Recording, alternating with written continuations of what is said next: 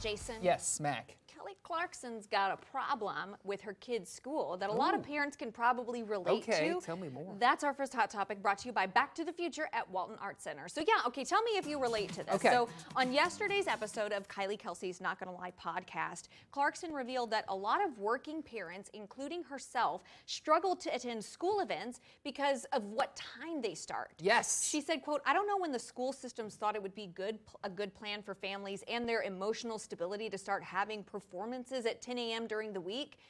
She then went on to explain that parents aren't normally informed of school events until the last minute when there isn't any time to request off for work. And you know, I have to say, my parents never came to things in the middle of the day. And you turned out okay. That makes me feel better about my parenting skills. They're like scheduling off work, don't want child to end up like crazy lady on TV. Yeah. But no, and you as a kid, you don't understand. You're like, why didn't they come? Right. And it's like, well, they can't take off You know, work for your school play. I could go on a tirade about this, but I entirely agree with this. You've got to have like 7 different apps now and be on some kind of a text chain with the school to be able to figure out when things are. So when Kelly's talking about the lack of communication, the communication is probably there. It's just like, I don't know where to go to get it. Right. Yeah. You know, when I was in school, we had a newsletter sent home. Right. It may or may not have made it to my parents' hands, but who knows? It did send it home. It did send it home. And it was on colored paper, I remember Well, there that. you go. Shout out Miss Petcher, thank you. Shout out. Shout out. Shout out Bill Gates. Can we talk about Bill Gates for a second? let's go. Okay, so Bill Gates predicted that advancement in artificial intelligence will significantly reduce humanity's role in many traditional tasks. There she goes. Such as medicine and education, and that shift could happen in less than 10 years. Nah, I don't like it. I'm complaining about not being able to download the right apps for my kids' school, and AI is going to do it for me, I guess, in the future. So during a recent interview, the Microsoft co-founder described a future where humans are no longer necessary, quote, for most things, because AI technology will readily perform tasks that currently require specialized human skills. Today, expertise in fields such as medicine and education remain rare, Gates said, adding that those areas depend on a great doctor or a great teacher, but over the next decade, great medical advice and great tutoring will become free and commonplace. Now, I do like the sound of free.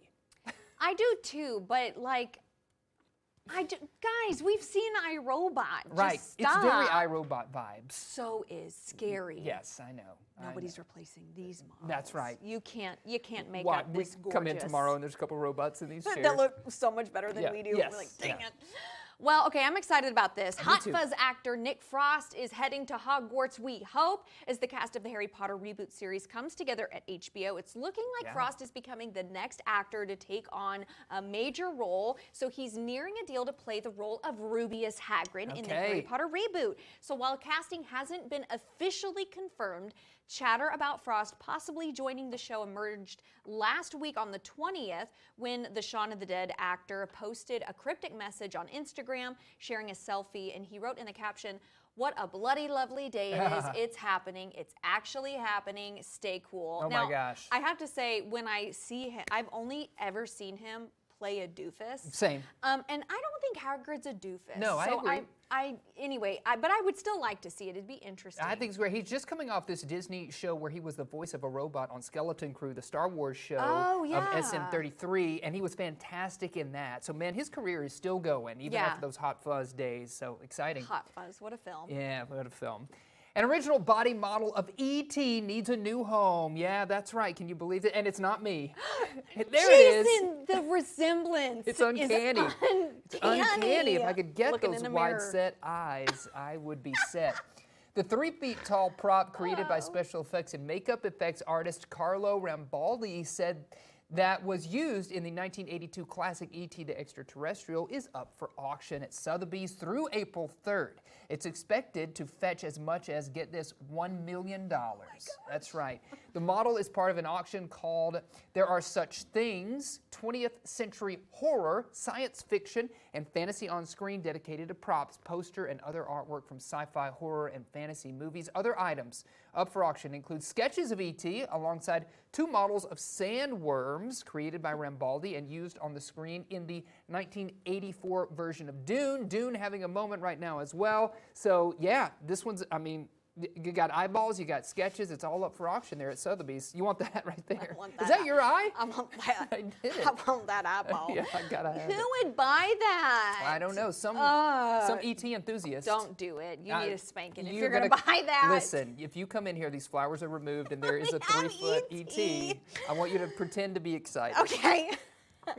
Well, thousands of blossoming cherry blossom trees in the nation's capital are showing white and pink petals, and Washington, D.C. residents are glad spring Beautiful. is back. So this year, the peak bloom for the iconic pinkish white flowers is predicted to come between the 28th, which is today, and the 31st. So according to the National Park Service, and it cares for the city's 3,500 trees. The cherry blossoms date back to 1912, which was a gift of 3,000 trees from the mayor of Tokyo and the Japanese government. So, and I didn't realize the Japanese government remains involved in their care and the annual festival celebrations. So this year, there will be a Japanese street festival on April 12th and 13th, and the overall Cherry Blossom Festival, it started on the 20th of March, and it's going to go through April 13th. All right, limited time for folks to see those while they're in bloom. So if you're headed to D.C., be sure to take that in. I don't know how you could miss it. It's beautiful. It's cool, yeah. Beautiful, yeah.